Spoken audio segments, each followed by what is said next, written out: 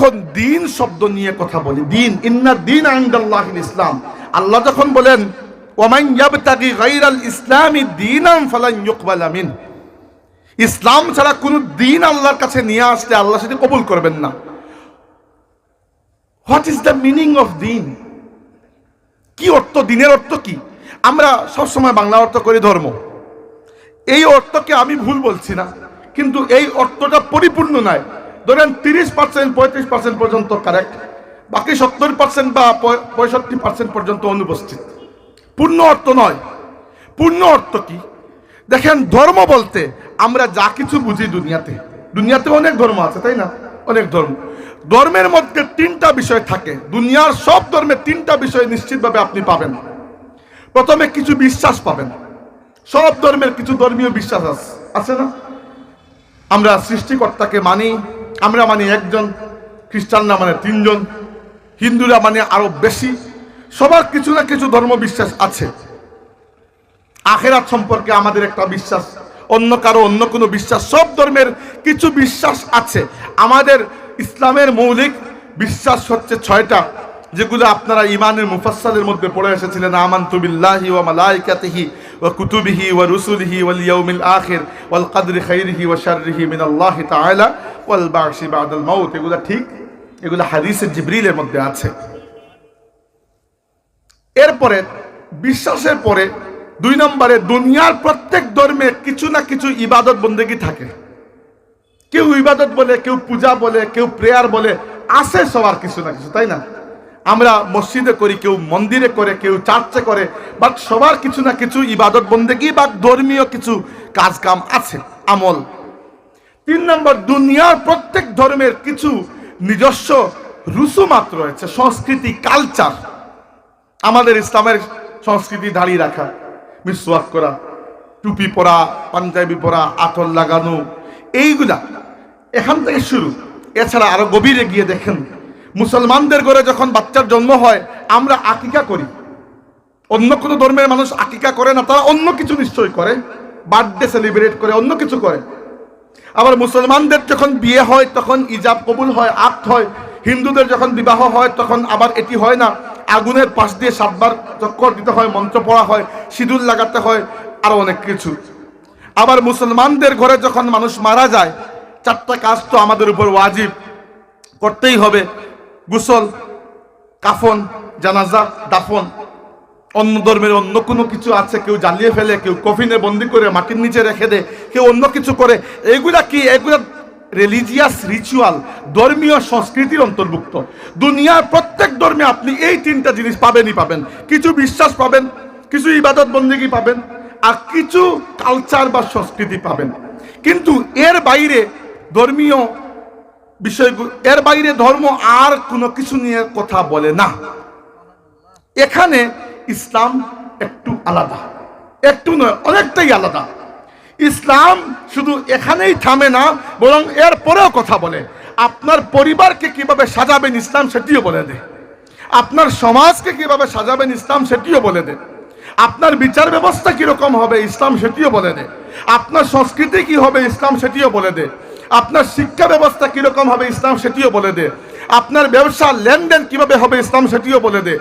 আপনার রাষ্ট্র ব্যবস্থা কিরকম হবে, রাজনীতি কিভাবে করবেন সেটিও ইসলাম বলে দেয়।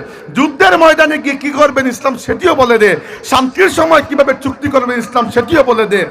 দুনিয়াতে মানব জীবনে এমন কোনো কাজ, এমন কোনো ক্ষেত্র, এমন কোনো পরিসর নাই যেখানে ইসলাম আমাদের জন্য পরিপূর্ণ হেদায়েত রেখে নাই। এই জন্য ইসলাম অন্য ধর্মের চেয়ে আলাদা। অন্য ধর্মগুলোর ক্ষেত্র ধরেন, এই একজন মানুষের জীবন উদাহরণ দিলাম। ধর্ম 3টা বিষয় নিয়ে কথা বলে, আকীদা, বিশ্বাস, ইবাদত বন্দেগী, আর কিছু ধর্মীয় সংস্কৃতি। তো এতটুকুতে শেষ, বাকি সবার কাজ। ইসলামেরও এখানে কথাবার্তা আছে, কিন্তু ওই যে উপরের বাকি কাজগুলো থাকলেও এখানে ধর্ম, অন্য কোনো ধর্ম কোনো কথা বলে না। ইল্লাল ইসলাম, ইসলাম ব্যতীত। ইসলাম মানব জীবনের প্রত্যেকটি জায়গায় কিভাবে চলবেন সেখানে আল্লাহ এবং রাসূলের হুকুম আমাদের জন্য দিয়ে দিয়েছে। এবং দিন কায়েম করা, আল্লাহ বলেছেন আন আকিমুদ্দিন, তোমরা দিন কায়েম করো। এর অর্থ হচ্ছে মানব জীবনের প্রত্যেকটা কাজকে আল্লাহ এবং তার রাসূলের হুকুমের অধীনে নিয়ে আসা। বুঝতে পেরেছেন কাহিনী? এবার যারা এটি বিশ্বাস করে ওদেরকে তারা বলে ফান্ডামেন্টালিস্ট, মৌলবাদী, আর একটু এগিয়ে গিয়ে মাঝে মধ্যে জঙ্গি বলে, কখনো আমাদেরকে তারা সন্ত্রাসী বলে, বলুক তারা। কিন্তু আমরা যদি তাদের বুলি বলতে শুরু করি তাহলে তো আমরা যুদ্ধে নামার আগেই পরাজিত হয়ে গেলাম, তাই না? শত্রু যদি আপনাকে বলে তুমি দুর্বল, তুমি দুর্বল, আর আপনিও বিশ্বাস করেন আমি দুর্বল, আমি দুর্বল, তাহলে তো যুদ্ধে যাওয়ার দরকার নেই, আপনি তো ঘরে বসেই হেরে গেলেন। তো আমাদের সমস্যা হচ্ছে এটি। 2 নম্বর, তাদের যে ক্যাটাগরিতে আসে যারা ট্রেডিশনালিস্ট, আলিম, উলামা, খতিব, মুআল্লিম, মুজাক্কি, যারা উলামায়ে কেরাম, বক্তা ইত্যাদি ইত্যাদি। আমাদের আলিম উলামার দিকে তাকিয়ে দেখুন, প্রথমত এদের ইমান পাকাপোক্ত, ইলমও মাশাআল্লাহ, সবচেয়ে বড় কথা তাকওয়া, আখলাক, এগুলোর দিক থেকে মাশাআল্লাহ পরিপূর্ণ। আমার মতো 2-4 জন বক্তা ওদের জুতার কাছেও যেতে পারবো না। কিন্তু সমস্যা হচ্ছে আধুনিক যুগের যে চ্যালেঞ্জ বা ফিতনাগুলো, সেগুলোর সাথে আমাদের ট্রেডিশনাল আলিম উলামা খুব বেশি পরিচিত নয়। এটা সমস্যা, এটা একটা মহা সমস্যা। এই জন্য ওরা চায়, দুশ্মনরা চায়, যাদের মাথায় ইসলাম পরিপূর্ণ জীবন ব্যবস্থা আর যারা আলিম উলামা, এই 2 গ্রুপ যেন নাম মিলে। কারণ মিললেই তো এরা বড় হয়ে যাবে, বিস্ফোরণ ঘটাবে। বিস্ফোরণ বলতে ইলমি বিস্ফোরণ, এবং দুনিয়াতে আমাদের রাজত্ব আর কায়েম থাকবে না। এরা চায় ইসলামকে যারা দিন মনে করে, এদের সংখ্যা তো কম, বেশিরভাগ ট্রেডিশনাল আলিম উলামা, তো এদেরকে মেরে ফেলো যারা ইসলামকে দিন মনে করে আর দিনকে কায়েম করতে চায়। আর যারা ট্রেডিশনাল আলিম উলামা, নেক আখলাকের ভালো মানুষ, এদেরকে সবচেয়ে, এদের সাথে ডিল করার সবচেয়ে উপায় হচ্ছে, সুন্দর সহজ উপায়, এদেরকে বিভিন্ন ছোট ছোট ছোট ছোট ছোট ছোট দলে ভাগ করে দাও, যেভাবে আমরা ভাগ হয়ে আছি। ভাগ করে দিলে কি হবে? নিজেদের ঝামেলা মেটাতে ব্যস্ত, আমার সাথে লড়বেন কখন? বুঝতে পেরেছেন এদের চাল? আর 3 নম্বর, যারা মডার্নিস্ট, যারা ইসলামকে আধুনিক ব্যাখ্যা করে। এত আধুনিক ব্যাখ্যা মাঝে মাঝে দেখে আপনি বুঝবেন ওই ইসলামের মধ্যে মুহাম্মদুর রাসূলুল্লাহর ইসলামের কোনো লেশমাত্র বাকি নেই, তারা নিজের ইসলাম বানিয়ে নিয়েছে। এইরকম আলিম তো ওদেরকে বলা উচিত নয়। এরকম জাহিলদেরকে আমি ব্যক্তিগতভাবে চিনি। দুনিয়ার কোন জায়গায় কোন জাহিল কি করছেন আমার সবসময় দেখা থাকে, আমি চিনি এদেরকে। এরা সেই ইসলাম দুনিয়াকে উপহার দিচ্ছেন যে ইসলামের সাথে না আপনার বাপদাদা পরিচিত ছিলেন, না আপনি পরিচিত। আর 4 নম্বর যারা সেকুলার, এদের সাথে তো কথা বলার দরকার কি? এদের পেছনে মেহনত করারও দরকার নাই, আর না করারও দরকার নেই। তো হাজিরিন, আমাদেরকে এবার এই একটা বিষয় আমরা জানলাম র্যান্ড কর্পোরেশনের, তারা 2003 সালে এবং 2007 সালে যে রিপোর্ট বের করেছিল, সেখানে তারা বলেছিল, তাদের মূল টার্গেট ছিল যে ওই যে আধুনিক ইসলাম, যেটা আধুনিকবাদীরা বের করছেন, ওটিকে কিভাবে প্রমোট করা যায়, দুনিয়াতে প্রমোশন করা যায়, এবং আমেরিকার সাহায্যার্থে এদেরকে টুল হিসাবে, যন্ত্র হিসাবে, রোবট হিসাবে, গিনিপিগ হিসাবে দুনিয়াতে ব্যবহার করা যায়। আজকেও পৃথিবীতে এরকম হচ্ছে। নতুন নতুন থিওরি নিয়ে মানুষ খাড়া হয়। একদল এখন বের হয়েছে যারা নিজেদেরকে আহলুল কোরআন বলে, নাম শুনতে বড় সুন্দর লাগে, কোরআনওয়ালা। এদের মূল কথাই হচ্ছে তারা রাসূলুল্লাহ সাল্লাল্লাহু আলাইহি ইসলামের সুন্নাত, সিরাতকে, আল্লাহর রাসূলের পুরো ব্যক্তিত্বকে সম্পূর্ণ অস্বীকার করে দেয়। তাদের কাছে রাসূলুল্লাহ সাল্লাল্লাহু আলাইহি ওয়াসাল্লাম, আল্লাহ মাফ করুক আমি বলতে বাধ্য হচ্ছি, একজন পিয়নের মতো, যিনি এসে একটি চিঠি আমাদের কাছে দিয়ে চলে গেছেন। অথচ শরীয়ত কুরআন দিয়ে তৈরি হয় নাই। কুরআনে শুধু শরীয়তের আদেশ নিষেধ এসেছে, শরীয়তের যাবতীয় ডিটেলস আমাদেরকে দিয়েছেন মুহাম্মদুর রাসূলুল্লাহ সাল্লাল্লাহু আলাইহি ওয়াসাল্লাম। তারা আল্লাহর রাসূলকে মাইনাস করতে চায়, এমন ইসলাম এরা বানাতে চায়। আপনার কি মনে হয় যে ফিতনাগুলো আজকের যুগে ইউরোপ আমেরিকায় আছে, কালকে ওইগুলা বাংলাদেশে আসবে না? অবশ্যই চলেই তো আসছে। আমাদের পাঠ্য বইয়ের মধ্যে ডারউইনের বিবর্তনবাদ, আমাদের পাঠ্য বইয়ের মধ্যে জেন্ডার ইস্যু, পুরুষ নারীকে এক করতে করতে এখন এমনভাবে এক করা হয়েছে যে দুনিয়ার বিভিন্ন জায়গায় বৈধতা দিয়ে দেওয়া হয়েছে, এমনকি ভারতেও, যে 2 পুরুষ নিজেদের মধ্যে বিয়ে করতে পারবেন, বৈধ। 2 নারী নিজেদের মধ্যে বিয়ে করতে পারবেন, বৈধ। এটিকে কি জন্য প্রমোট করা হচ্ছে? এটাকে প্রমোট করা হচ্ছে একটি দাজ্জালি সিস্টেম হিসাবে, যেন দুনিয়াতে মানুষের সংখ্যা কমে যায়। এরা দুনিয়াতে মানুষের সংখ্যা কমাতে চায়। তৃতীয়ত, এদের টার্গেট হচ্ছে যে মানুষকে পণ্য বানিয়ে দেওয়া। সামনে একটা দিবস আসছে, দিবসের নাম যদি আপনারা না জানেন তাহলে না জানাই ভালো। 14 ফেব্রুয়ারি, তাই না? আপনারা জানেন নাকি এই 14 ফেব্রুয়ারিটা আসলে কি? একবার ইতিহাস খুঁজে দেখবেন। খ্রিস্টান ধর্মের একেবারে প্রথম যুগে একজন দরবেশ কিসিমের মানুষ ছিলেন। খ্রিস্টানদের মধ্যে তাদের এক দরবেশ, নাম ছিল সেন্ট ভ্যালেন্টাইন। উনি তার ধর্মের হিসাব অনুযায়ী শহীদ হয়ে গেছেন। কি জন্য হয়েছেন আল্লাহ পাক জানেন? শহীদ হয়ে গেছেন, তারা ওনাকে শহীদ বানে।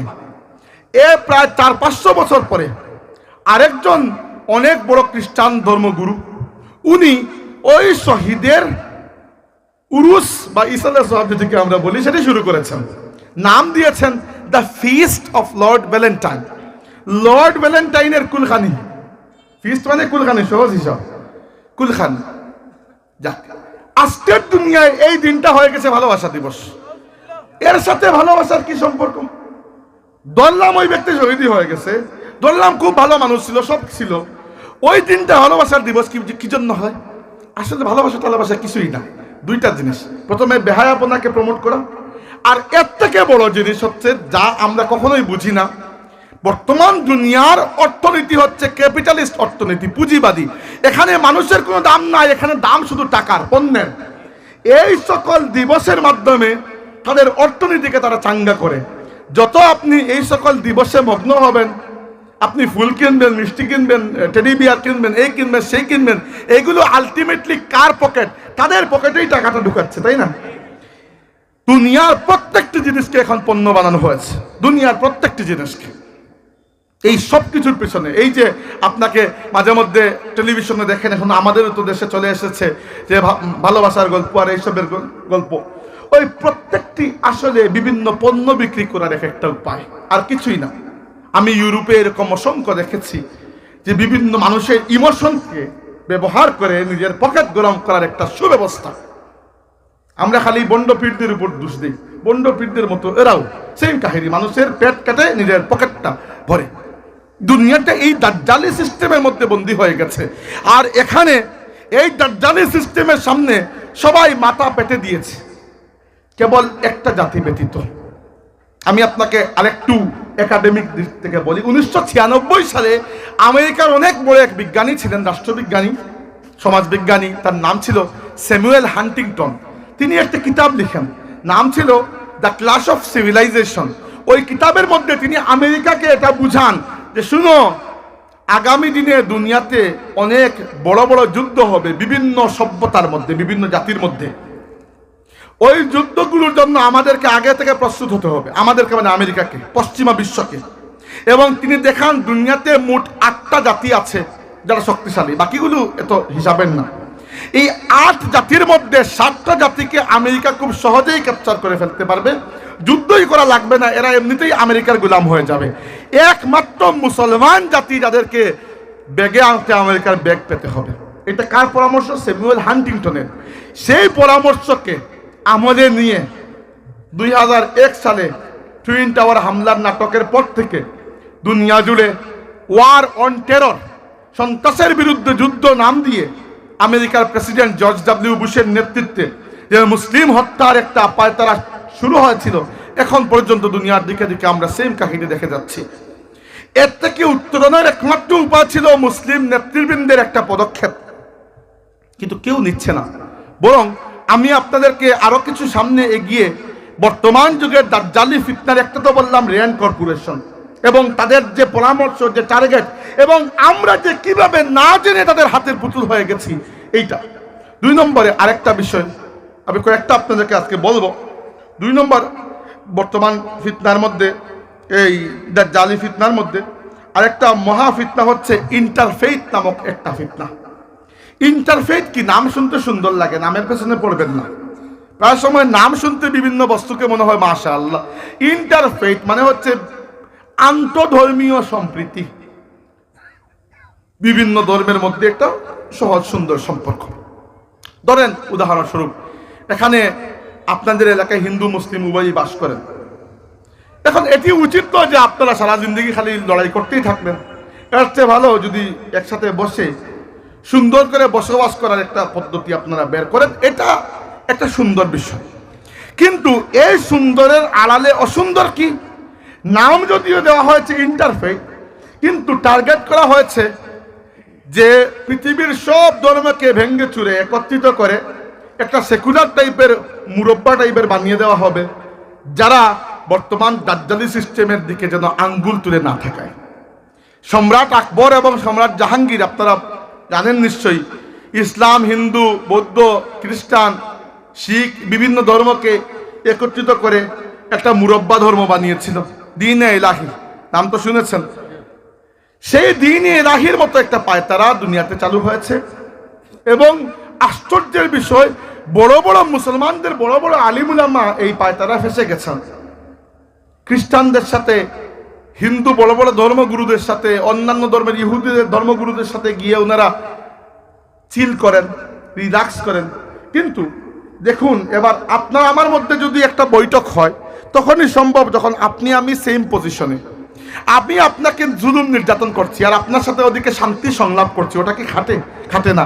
দুনিয়াতে মুসলমানদের উপর যদি জুলুম নির্যাতন বন্ধ হতো, তাহলে সবাই একসাথে বসে একটা সুন্দর অবস্থান তৈরি করার চিন্তা করত। এইদিকে পেছন দিকে মুসলমানদেরকে মারতেছো আর মিডিয়ার সামনে এসে মিষ্টি মিষ্টি কথা, আর আমাদের গাদ্দার বেঈমানরা 2 টাকার জন্য গিয়ে ওদের পদলেখন করা শুরু করে। আমি বাংলাদেশের এরকম আলিম উলামাকে চিনি যারা এইসব ফিতনায় পা দিয়েছেন, নাম বলে আমি ওনাদেরকে বদনাম করতে চাচ্ছি না, বড় লেভেলের আলিম উলামা। এমনকি শুধু তাই নয়, পাকিস্তানের জন্ম ইংল্যান্ডের একজন আহলে হাদিস পণ্ডিত, ওনার নাম ছিল নূর দাহরি, আহলে হাদিসের, পাকিস্তানের জন্ম, উনার, থাকেন ইংল্যান্ডে। উনি ইসরায়েলের নাগরিক হয়েছেন এবং মুসলমানদের উপর ইসরায়েলের যে জুলুম নির্যাতন সেগুলোকে অস্বীকার করে উল্টো তিনি মুসলমান দেশগুলোতে গিয়ে প্রপাগান্ডা চালাচ্ছেন যেন ইহুদিদেরকে, ইসরায়েলকে বন্ধু হিসাবে গ্রহণ করা হয় এবং এই জন্য প্রচুর টাকা পয়সা পান। এরা হচ্ছেন আমাদের আজকের আলিম। আল্লাহর রাসূল বলেছিলেন যে ওয়া উলামাউহুম শাররুন নাসি তাহতা আদিমিস সামা, একটা দিন আসবে আমার উম্মতের মধ্যে যারা আলিম তারা আকাশের ছাদের নিচে দুনিয়ার সবচেয়ে নিকৃষ্ট মানুষ হবে। মিনহুম তাখরুজুল ফিতনাতু ওয়া ইলাইহিম তাউদু, তাদের কাছ থেকে ফিতনার জন্ম হবে, আবার তাদের কাছেই ফিতনা ফিরে যাবে। সাধারণ মানুষকে আপনি কখনোই দেখবেন না ফিতনা তৈরি করতে, দেখবেন আলিমদেরকে ফিতনা তৈরি করতে, আর আলিমরাই এই ফিতনার মধ্যে আবার নিপতিত হয়। তো আমরা এই ইন্টারফেইথের ফিতনা থেকে যেন বেঁচে থাকি। মাঝে মধ্যে আমি পাকিস্তানের আল্লামা ইকবাল ইউনিভার্সিটি থেকে দাওয়াত পেয়েছিলাম, জার্মানিতে ছিলাম যখন, মানে কোন মাসে ভুলে গেছি। আমার একটা গবেষণাপত্র আছে, আমি ওখানে পাঠিয়েছিলাম পাকিস্তানে, তো আল্লামা ইকবাল ইউনিভার্সিটিতে সেমিনারের জন্য। তো তারা অ্যাকসেপ্ট করেছিল এবং আমাকে ডেকেছিল বক্তৃতা দেওয়ার জন্য। পরে আমি যাই নাই, কারণ পরে দেখি ওইটা আসলে এই ইন্টারফিউটের যারা ওরাই করতেছে, এই জন্য আর আগ্রহ হারিয়ে ফেলি যে সুন্দর সুন্দর নামের পেছনে এরা আসলে কি করতে চায়।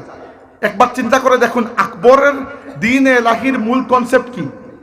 আকবরকে আলিম উলামা বুঝিয়েছিলেন যে আল্লাহকে মানতে কারো কোনো সমস্যা নাই, নাম ভিন্ন ভিন্ন কিন্তু মানে সবাই, কেউ আল্লাহ নামে, কেউ ঈশ্বর নামে, কেউ গড নামে, কেউ অন্য কিছু নামে।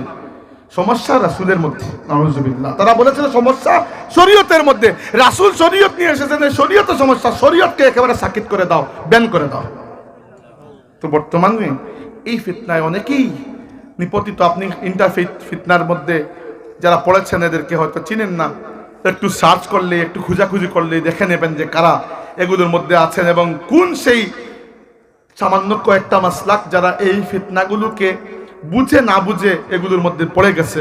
আল্লাহ এদেরকে উদ্ধার করুন। আমাদের নিজেদের মধ্যে ছোটখাটো ঝগড়া জাতীয় একটা বিষয়, কিন্তু আমাদের এক ভাই যদি গিয়ে কাফিরের বগলের নিচে চলে যায়, এটি আমাদের সবার জন্য লজ্জা। এই একটা মহা ফিতনা।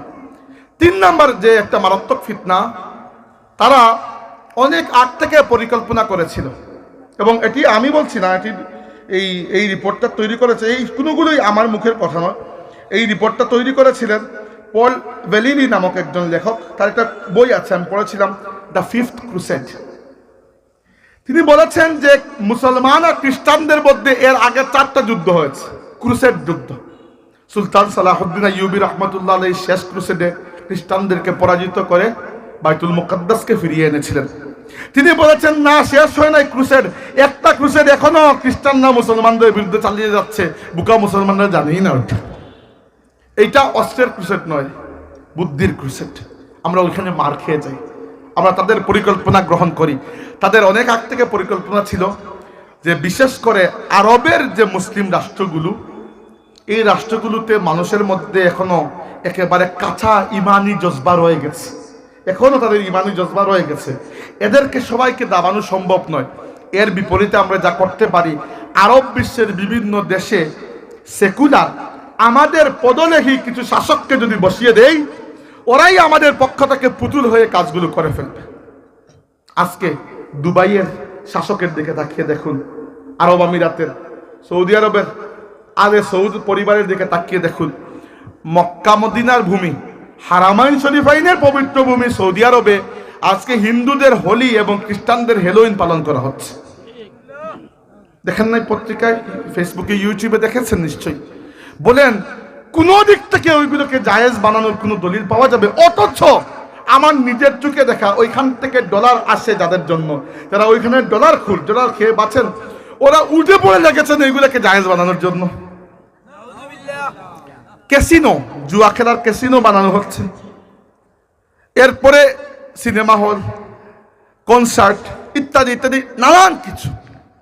এবং মোহাম্মদ বিন সালমান তো ঘোষণাই দিয়েছেন যে কি বলেছেন, তার কথাটা এক্স্যাক্টলি আমার মনে আছে। তিনি বিশ্ব অর্থনৈতিক ফোরামে তার বক্তব্যটা আমার দিলের মধ্যে বড় আঘাত করেছিল।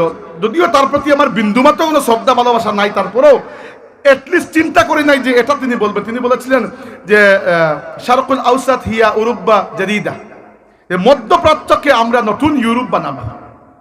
ঠিক আছে, সেই ইউরোপের দিকে মধ্যপ্রাচ্য যাচ্ছে, কিন্তু আল্লাহর শরীয়তকে আপনারা অনেক পিছিয়ে ফেলে এসেছেন। এই জন্য আজকে ইউরোপের, আমেরিকার যে সমস্ত যন্ত্রপাতি, যানবাহন, যেগুলার জ্বালানি হচ্ছে তেল, সেই তেলের মজুদ আল্লাহ আরবদের পায়ের নিচে রেখে দিয়েছেন। অথচ এদের দিনের মধ্যে এতটুকু ইমানও নাই, এতটুকু সাহসও নাই যে একদিন একত্র হয়ে বলবে যে আমরা আটকে দেব, মুসলমানদের উপর নির্যাতন বন্ধ করো। যদি একদিন বলতো কাজ হয়ে যেত। এবং কথার কথা নয়, সৌদি আরবের আগের বাচ্চা, মানে আগের বলতে অনেক আগের এক বাচ্চা ছিলেন, বাচ্চা ফয়সল, নাম তো শুনেছেন। ফয়সল একবার হুমকি দিয়েছিলেন যে ফিলিস্তিনের নির্যাতন বন্ধ করো, আমরা তেল আটকে দেব। সাথে সাথে ওই দিন আমেরিকা ইসরায়েল ফিলিস্তিন থেকে যুদ্ধ বিরতি দিয়েছিল, যুদ্ধ বন্ধ করেছিল। পরবর্তীতে ফয়সলকে ষড়যন্ত্র করে তার আপন ভাতিজাকে দিয়ে গুলি করে হত্যা করেছে আমেরিকার সিআইএ। তো দেখেন, এখন মধ্যপ্রাচ্যের প্রত্যেকটি দেশে, এমনকি একজন লেখক, আমি নাম বের করি ওনার, দ্য ক্রিশ্চিয়ান মনিটর একটা ম্যাগাজিন আছে, আমি মাঝে মাঝে পড়ি, ওইটাতে উনি লিখেছেন, দুঃখিত ওইটা না, দ্য ফরেন পলিসি ম্যাগাজিন, খুবই বিখ্যাত পৃথিবীর মধ্যে। ওইখানে ওনারা লিখেছেন যে ইউরোপিয়ান আমেরিকানরা ইসলামের যত দুশ্মন, আজকে আরব বিশ্বের শাসকরা ইসলামের থেকে বড় দুশ্মন হয়ে গেছেন। এটা কোনো ওয়াজির কথা নয় যে বলেই ফেললাম।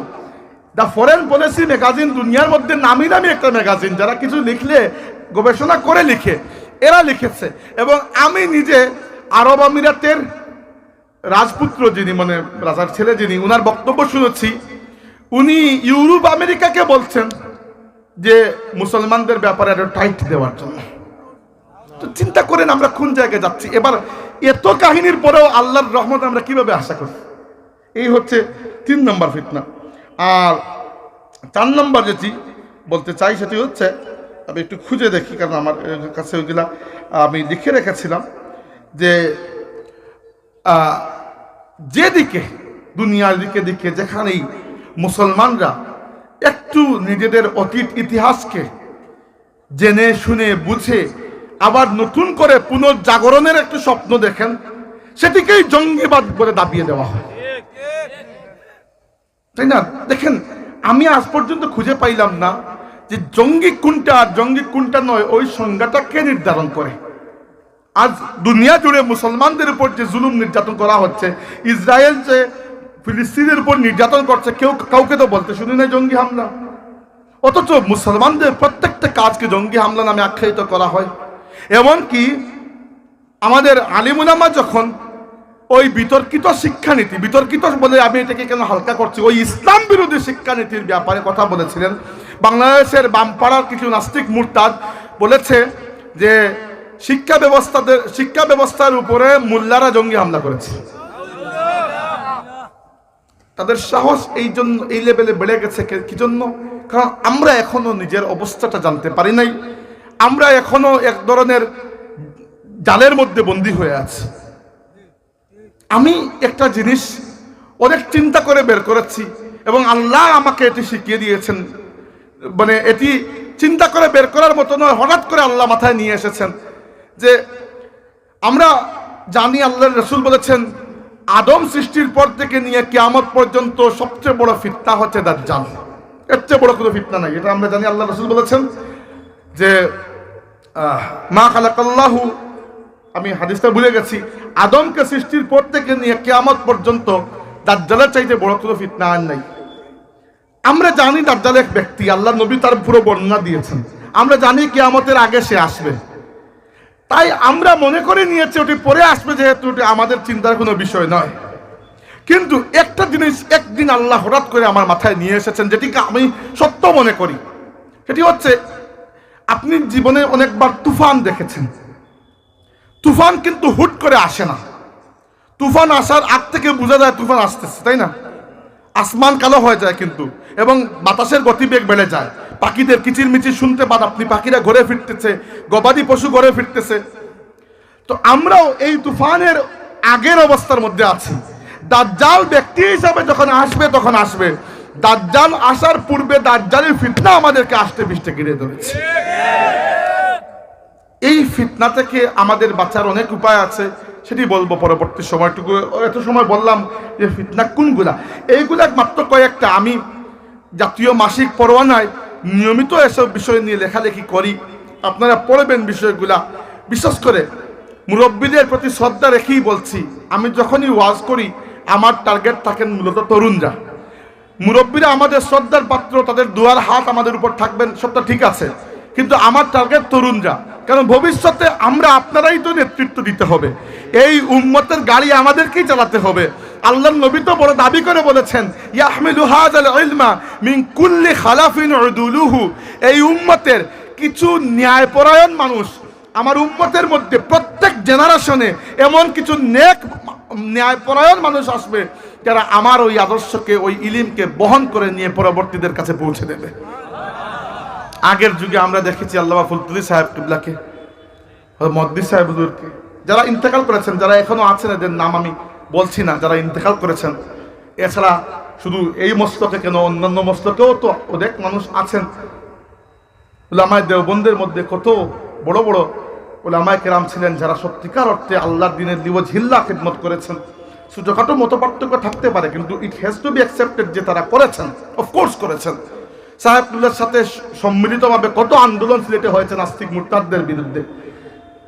উনারা চলে গেছেন, ইজ্জত নিয়ে চলে গেছেন, ইনশাআল্লাহ ঈমানও নিয়ে চলে গেছেন। ইনশাআল্লাহ আল্লাহ তাদেরকে জান্নাত নসিব করবেন। কিন্তু আমাদের কি হবে? আমাদের মতো নালায়েকদের কাঁধে যে আল্লাহ দায়িত্ব দিয়ে দিলেন, আমাদের কি হবে? এই জন্য আমি তরুণদেরকে টার্গেট করি যে ওই দাজ্জালি ফিতনা থেকে আমাদের ঈমান বাঁচানো বড় প্রয়োজন, আমাদের পরবর্তী প্রজন্মকে বাঁচানো বড় প্রয়োজন। আগে এক সময় ঘরের শিশু ঘরে দুষ্টামি করলেও আপনি মনে করতেন স্কুল মাদ্রাসায় যখন যাবে তখন লেখাপড়া শিখে যাবে। এখন স্কুল মাদ্রাসা আরো বড় ফিতনা হয়ে দাঁড়িয়েছে। এখানে 6-7 বাচ্চাদেরকে যেটা শেখানো হচ্ছে, ওইটা কোনো মুসলমান তো পরের কথা, কোনো সুস্থ মানুষের বাচ্চাকে শেখানোর মতো নয়। আলহামদুলিল্লাহ পরিবর্তন আসছে, পরিবর্তন এসেছে। একটা বই তো প্রত্যাহারও করা হয়েছে, কিন্তু পরিবর্তন এমনিতে আসে না, পরিবর্তন আন্দোলনের ফলে, বলিষ্ঠ পদক্ষেপের ফলে পরিবর্তন এসেছে, তাই না? তো দেখেন, আমরা কিছু করলে কিন্তু আল্লাহ কিছু করবেন, এটা থেকে আমরা বুঝে গেছি। আল্লাহর আয়াত, ইয়া আইয়ুহাল্লাযীনা আমানু ইন তানসুরুল্লাহা ইয়ানসুরকুম ওয়া ইউসাব্বিত আকদামাকুম। হে ঈমানদাররা, তোমরা যদি আল্লাহকে সাহায্য করো, আল্লাহ তোমাদেরকে সাহায্য করবেন এবং তোমাদের কদম মজবুত করে দেবেন। আমরা বড় কিছু করতে পারি না, ছোট একটা ডেমো করেছি। আমরা উদাহরণস্বরূপ একটা সেট করেছি কি, আল্লামা ফুলতুলি সাহেব কিবলা রাহমাতুল্লাহি আলাইহির রুহানি জিসমানি সন্তানরা আল্লামা হুসামউদ্দিন চৌধুরী সাহেবের নেতৃত্বে একটা বলিষ্ঠ, যুগোপযোগী এবং হিকমতপূর্ণ পদক্ষেপ নিয়েছিলেন। ঢাকায় প্রথমে সব দলের আলিম উলামাকে ডেকে একসাথে ডকুমেন্টারি প্রকাশ করা হয়েছিল যে আমাদের পরবর্তী শিক্ষা ব্যবস্থায় এই বিষয় আসবে। যখন বই এসেছিল তখন এটি নিয়ে কাগজে ডকুমেন্টারি তৈরি করেছেন। এরপরে তারা অনেক চেষ্টা চরিত্র করে বাংলাদেশের সর্বোচ্চ মহলের সাথে সাক্ষাৎ করেছেন এবং সেখানে প্রেসারাইজ করেছেন যেন এটিকে পরিবর্তন করা হয়। সব যে হয়ে গেছে তা নয়, তবে বেশিরভাগ সমস্যা যে বইয়ের মধ্যে ছিল ওই বই প্রত্যাহার করা হয়েছে এবং এর পরেরটুকু করা হবে কি না হবে আমরা জানি না, পরবর্তী বছর আবার তারা আনবে কি না আমরা জানি না। কিন্তু এটি তো দেখে ফেললাম যে আমরা যদি সামান্য আগাই আল্লাহর সাহায্য আমাদের দিকে আসবে। এবং আমরা জেনে নিলাম এই একটা কথা যে বাংলাদেশে ইসলামী আন্দোলনের ইতিহাসকে পুরো যদি আমরা রিসার্চ করে দেখি তাহলে বাংলাদেশের ইসলামী আন্দোলনে, বাংলাদেশের ইসলামী শিক্ষা আন্দোলনে আঞ্জুমানে আল ইসলামের নামটি সোনার হরফে কিয়ামত পর্যন্তর জন্য লেখা হয়ে গেছে আলহামদুলিল্লাহ।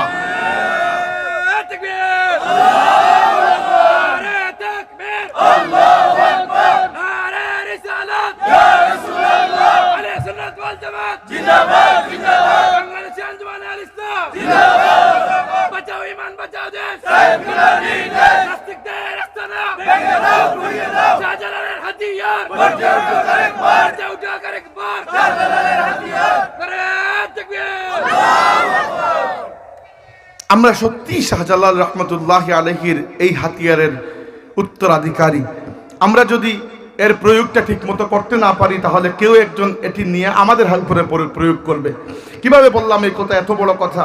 দেখুন, আমি প্রায়ই ইসলামের ইতিহাস বলতে গিয়ে বলি যে আল্লাহ ইসলামের নেতৃত্ব প্রথমে দিয়েছিলেন আরবদের হাতে। আল্লাহর নবী নিজে আরব ছিলেন, খুলাফায়ে রাশিদিন আরব ছিলেন।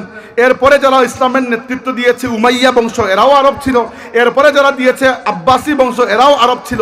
আল্লাহর রসুল ইন্তেকাল করেছেন 632 খ্রিস্টাব্দে, আর 1258 খ্রিস্টাব্দ পর্যন্ত 600 বছর ইসলাম এবং মুসলিম উম্মাতের নেতৃত্ব দিয়েছে আরবরা। কিন্তু আরবদের মধ্যে যখন অধপতন আসলো আখলাকের দিক থেকে, ইমানের দিক থেকে, দুনিয়াবি ব্যবহার আচার চালচলনের দিক থেকে, এবং তারা যখন আল্লাহকে পিছনে ফেলে দিল, আল্লাহ তাবারাকা ওয়া তাআলার আইন হচ্ছে ওয়া ইন তাতাওয়াল্লাউ ইয়াস্তাবদিল কওমান গায়রাকুম, তোমরা যদি পিঠ দেখিয়ে দাও আল্লাহ অন্য কোনো জাতিকে নিয়ে আসবেন। আরবদেরকে শায়েস্তা করার জন্য আল্লাহ এমন জাতিকে পাঠালেন, আমি ইতিহাস খুঁজে এর পূর্বে এদের কোনো নামই পাই নাই। তখনই তাদের উত্থান, চেঙ্গিজ খানের নেতৃত্বাধীন বর্বর পিশাচ মঙ্গল জাতি, তাতার জাতি। সেই তাতার মঙ্গল জাতি দুনিয়ার এ প্রান্ত থেকে শুরু করেছে মানুষ মারতে গিয়ে প্রায় সারা পৃথিবীতে 1 কোটির উপরে মুসলমানকে শহীদ করে আমাদের সর্বশেষ আব্বাসী খিলাফতকে ধ্বংস করে আমাদের শেষ খলিফা মুস্তাসিম বিল্লাহকে নির্মমভাবে শহীদ করে মুসলমানদেরকে মাটির সাথে মিশিয়ে দিয়েছিল 1258 সালে। এত মুসলমান মারা গেছেন, দুনিয়ার কোনো জাতি চিন্তা করে নাই মুসলমানরা আবার ঘুরে দাঁড়াতে পারবে। অথচ আল্লাহ এরপরেও মুসলমানদেরকে আবার ঘুরে দাঁড়ানোর তৌফিক দিয়েছেন। কাদের হাতে জানেন? আশ্চর্য হবেন। যারা মুসলমানদেরকে মেরেছিল, তাতার, মঙ্গল, এরা ইসলাম কবুল করে ফেলেছে। এরা মুসলমানদেরকে হত্যা করতে এসেছে, ইসলাম এদেরকে হত্যা করে ফেলেছে। আল্লাহ এদের হাতে মুসলমানদেরকে পিটা খাইয়েছেন, এরপরে ইসলামকে ওদেরকে দিয়ে দিয়েছেন এবং তাদের বংশধরদের হাতে পরবর্তী 600 বছর ইসলামের নেতৃত্ব ছিল। আল্লাহ কি না পারেন, আল্লাহ কি না পারেন। ইকবাল বলেছিলেন, পাসবা মিল গয়া কাবে কো সনম খানে সে, অর্থাৎ কাবা শরীফ তার নিজের খাদিম পেয়ে গেল মূর্তির ঘর থেকে। মানে মূর্তির ঘরের খাদিম যারা ছিল তাদেরকে আল্লাহ কাবার খাদিম বানিয়ে দিলেন। পরবর্তীতে আব্বাসী খিলাফতের পতনের পরে দুনিয়াতে যতগুলো মুসলিম খিলাফত ছিল, সেলজুক, মামলুক, মুঘল, উসমানী, তুর্কি, আরসালান, আল পারসালান, তারপরে এরপরে উসমান গাজী, এরা বংশগতভাবে সবাই তাতারদের আওলাদ। তো বড় আশ্চর্যের বিষয় না, যাদেরকে দিয়ে আল্লাহ মুসলমানদেরকে পিঠা খাইয়েছেন, আল্লাহ ওদেরকে ইসলাম দিয়ে নিয়ে এসেছেন এবং ওদের হাতে ইসলামের নেতৃত্ব তুলে দিয়েছেন। এটি তো খুব স্বাভাবিক যে আল্লাহ আমাদেরকে দুশ্মনের হাতে পিঠা খাইয়ে ওই দুশ্মনকে মুসলমান বানিয়ে ওদের হাতে ইসলামের পতাকা দিয়ে দিবেন। আল্লাহর জন্য কোনো ব্যাপারই না, ইসলামের কিছুই হবে না, মাঝখান থেকে আমরা ধরা খেয়ে যাব। আমাদেরকে মনে রাখতে হবে আল্লাহর দিন আমাদের মুখাপেক্ষী নয়, আমরা আল্লাহর দিনের মুখাপেক্ষী। আমরা না হলে ইসলামের কিছু যায় আসে না, ইসলাম না হলে আমরা কবরেই জবাব দিতে পারবো না। আমরা ইবাদত না করলে আল্লাহর আসন তো নিচু হয়ে, আল্লাহর আরশ তো নিচু হয়ে যাবে না। আর আমরা ইবাদত করলেও আল্লাহর কোনো উপকার করতে পারবো না, এটি আমাদের নিজেদের জন্য। এই জন্য আমাদেরকে ওই ফিতনাগুলোর ব্যাপারে খুব সজাগ থাকা উচিত। এবার আমরা কি করতে পারি হাজরিন, 15 মিনিটে বলে শেষ করি। আমাদের করার তো অনেক কিছুই আছে। প্রথমত আমাদেরকে এবার একটু স্বপ্ন দেখতে হবে এবং একটু প্রতিজ্ঞা নিতে হবে যে আমরা অনেক মার খেয়েছি, আর মার খাবো না ইনশাআল্লাহ। এই প্রতিজ্ঞা যদি আজ আমরা নিতে পারি, আর এতটুকু যদি নিতে পারি ইখলাসের সাথে, কালকে আমাদের পরবর্তীরা এসে হয়তো কাজ শুরু করবে, এদের পরবর্তীরা হয়তো কাজ অর্ধেক এগিয়ে নেবে, এদের পরবর্তীরা হয়তো বিজয় লাভ করবে। আল্লাহর নবী 23 বছরে দিন কায়েম করেছিলেন, আমরা যদি 323 বছরে করি তবুও কোনো ক্ষতি তো নাই। আমাদের হাতে তো কিছু একটা কাজ শুরু হয়ে গেল, আমরা কি কাজ করব? আমাদের মূল টার্গেট হচ্ছে আপাতত দুইটা। একটাকে বলছি আমি পার্সোনাল রেকটিফিকেশন, আত্মসংশোধন, আর 2 নম্বরটা হচ্ছে দাওয়াত, পাবলিক লেভেলে সামাজিক ক্ষেত্রে দিনের দাওয়াত পৌঁছে দেওয়া। এটা কিভাবে? পার্সোনাল রেকটিফিকেশন বলতে আমরা কি বুঝি? আত্মসংশোধন। আপনারা কি জানেন আল্লাহর নবী ইউনুস আলাইহিস সালাম ইরাকের নিনওয়া এলাকায় আল্লাহ তাকে পাঠিয়েছিলেন, অনেক দাওয়াত দিয়েছেন দিনের। তার কওম, তার জাতি প্রায় 1,20,000-এর মতো মানুষ, এরা ইসলাম কবুল করে নাই। ইউনুস আলাইহিস সালাম তাদেরকে বদদুয়া দিয়ে সেখান থেকে চলে গেছেন যে এদের উপর আল্লাহর আযাব আসুক। তিনি যে বেরিয়ে গেছেন আল্লাহকে জিজ্ঞেস করে বের হয় নাই, নিজে নিজেই বেরিয়ে গেছে। এবার আমরা বের হওয়ার সমস্যা নাই, কিন্তু নবী অনেক সেন্সিটিভ বিষয়, নবী আল্লাহকে জিজ্ঞাসা করে বের হতে পারবেন না। আল্লাহ রাগ করেছেন। ইউনুস আলাইহিস সালাম জাহাজে উঠেছেন, জাহাজ অ্যাক্সিডেন্ট করেছে। আল্লাহ একটা মাছকে নির্দেশ দিয়েছেন ইউনুসকে গিলে ফেলো, কিন্তু আল্লাহর বান্দার তো আল্লাহর মায়া আছে। আল্লাহ বলেছেন খবরদার দাঁত ব্যবহার করো না, আমার বান্দার হাড্ডি যেন না ভাঙে, চামড়া যেন না ছিলে। তো ইউনুস আলাইহিস সালাম চলে গেছেন মাছের পেটে নিচে, এবং সমুদ্রের নিচে গিয়ে তিনি আওয়াজ শুনতে পান, ফিস ফিস আওয়াজ। তখন তিনি নিজেকে প্রশ্ন করলেন যে এগুলো কিসের আওয়াজ আমি শুনি? আল্লাহ তাবারাকা ওয়া তাআলা ওহী নাযিল করলেন যে হাযা তাসবিহু মাখলুকাতিল বাহরি, ইউনুস যেগুলো শুনছো এইগুলো সাগরের নিচে আল্লাহর বিভিন্ন মাখলুকাত আল্লাহর তাসবিহ পাঠ করছে, তুমি এগুলোর আওয়াজ শুনছো। ইউনুসের হঠাৎ করে মনে হলো যে ওরা আল্লাহর তাসবিহ পাঠ করছে, আমারও তো আল্লাহ আছেন, আমি সেই আল্লাহকে ইয়াদি করতেছি না। আমি যে বের হলাম, কারে জিজ্ঞেস করে বের হলাম? ইউনুস আলাইহিস সালাম বুঝতে পারলেন যে একটা মিসহ্যান্ডেলিং হয়ে গেছে। তিনি মাছের পেটের মধ্যে ওই জায়গায় সেজদায় পড়ে গেলেন এবং তার জবান দিয়ে বের হলো লা ইলাহা ইল্লা আনতা সুবহানাকা ইন্নী কুনতু মিনাজ জালিমিন। পড়তে থাকলেন আল্লাহ এবং বলতে থাকলেন যে আল্লাহ এমন জায়গায় সেজদায় পড়েছি যে জায়গায় এর আগে তোমাকে আর কেউ সেজদা করে নাই। ইউনুসের এই তাসবিহ ফেরেশতাদের কানে পৌঁছালো। ফেরেশতারা আল্লাহর কাছে রিপোর্ট নিয়ে যখন গিয়েছেন, গিয়ে আল্লাহর কাছে ফেরেশতারা প্রত্যেকদিন রিপোর্ট দেন যে ওই ব্যক্তি এই আমল করেছে, এই ব্যক্তি এই আমল করেছে। ওই দিন ফেরেশতারা আল্লাহর কাছে গিয়ে বললেন রব্বুল আলামিন এই আমাদের সারা দিনের রিপোর্ট, কিন্তু একটা তাসবিহ আমরা শুনেছি কে জানি পড়তেছে মিন আরদিন গারিবাতিন, কিন্তু কে পড়তেছে কোন জায়গা থেকে ওইটা আমরা খুঁজে পাই নাই। ফেরেশতারা তো জানেন না এখানে নিচে কি কাহিনী চলতেছে। আল্লাহ বললেন হাযা আবদি ইউনুস হাবাসতুহু ফি বাতনিল হুত, এটা আমার বান্দা ইউনুস, আমি তাকে মাছের পেটে সাগরের নিচে বন্দী করে রেখে দিয়েছি। ফেরেশতারা সুপারিশ করলেন, আল্লাহ তাবারাকা ওয়া তাআলা তাদের সুপারিশে এবং ইউনুস আলাইহিস সালামের দুআয় ইউনুস আলাইহিস সালামকে মুক্তি দিলেন। ইউনুস আলাইহিস সালাম তার নিজের জাতির কাছে ফিরে যেতে লাগলেন যে গিয়ে দেখি আমি তো বদদুয়া দিয়ে এসেছিলাম, নবীদের বদদুয়া তো লেগে যায়, আমার কওম মনে হয় ধ্বংস হয়ে গেছে। গিয়ে দেখেন তার কওমের কোনো একটা মানুষের কিছুই হয় নাই, সবাই ফুরফুরে জুরজুরা আছে এখনো। তিনি তো অবাক যে আমি বিপদে পড়ে গেলাম, তোমাদের কিছু হয় নাই, কাহিনী কি? তারা বলল আপনি যখন চলে গেছেন আমাদের হুঁশ ফিরেছে, আমাদের মুরব্বীরা বলেছেন যে নবী চলে গেছেন তার মানে আযাব চলে আসবে, বেরিয়ে আসো। এসে দেখি আমরা আসমান কালো হয়ে গেছে, বুঝতে পেরেছি আযাব চলে এসেছে। আমরা সাথে সাথে 1,20,000 মানুষ একসাথে সেজদায় পড়ে গিয়েছে। কুরআন শরীফ আল্লাহ এটা রেফারেন্স দিয়েছেন, বলেছেন যে কোন জাতিকে আযাব দেখানোর পরে আমি তাদের তওবাকে আর কবুল করি না, ইল্লা কওমা ইউনুস, কিন্তু ইউনুসের কওম ব্যতিক্রম। লাম্মা আমানু কাশাফনা আনহুম আযাবাল খিজি ফিল হায়াতিদ দুনিয়া ওয়া মাত্তানাহুম ইলা হিন, যখন তারা ঈমান এনেছে, আমি আযাব দেখি আযাব আবার সরিয়ে নিয়ে গেছি এবং তাদেরকে আরেকবার সুযোগ দিয়ে দিয়েছি। ইউনূসের কওম যেভাবে তওবা করেছিল, আমাদেরকেও আজ সেইভাবে তওবা করা প্রয়োজন। যে যত কিছু করে তোমাকে নারাজ করেছি, যা কিছু করেছি, তওবা করি, আর করব না। এবং তওবা বলতে শুধু মুখের কথা নয়, সত্যিকার অর্থে আল্লাহর পথে ফিরে আসার নাম হচ্ছে তওবা। তওবা মানে কি? প্রত্যাবর্তন, রিটার্ন। তওবা মানে ইস্তেগফার নয়, ইস্তেগফার মানে ক্ষমা চাওয়া। তওবা মানে হচ্ছে রিটার্ন, আল্লাহর কাছ থেকে যে দূরে গেছিলেন আবার ফিরে আসা আল্লাহর কাছে। এই হচ্ছে আমাদের পার্সোনাল রেকটিফিকেশন। ঈমানের পরে আমরা আমলের দিকে নজর দেওয়া উচিত।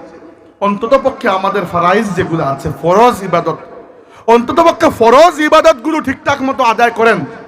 রমাদান মাসকে সামনে রেখে একটা রুটিন বানান যে ইনশাআল্লাহ নামাজ আমার মিস হবে না, নইলে খালি রোজা রেখে উপবাসই করবেন, আর কিছুই হবে না। যাদের এখনো নামাজই ঠিক হয় নাই তাদের কাছে আমার কোনো ওয়াজ নাই, তাদের এখনো নামাজই ঠিক হয় নাই, কোনো ওয়াজ নাই। আর যারা আমল নামার নামাজ নেই, যার কিছুই নেই, আল্লাহ তাকিয়েও দেখবেন না ওই ব্যক্তি আর কিছু করছে কি না করছে। ঈমান ঠিক করুন, ফরজ ইবাদতের মধ্যে পাবন্ধ হন। নফল আপনার বিষয়, আমি আপনাকে নফলের তালকিন দিতে পারি কিন্তু আপনার উপর চাপিয়ে দিতে পারি না। আর ঈমান ঠিক হলে আপনার এমন এমন দরজা খুলে যাবে যে দরজাগুলো আপনি কল্পনা করতে পারবেন না।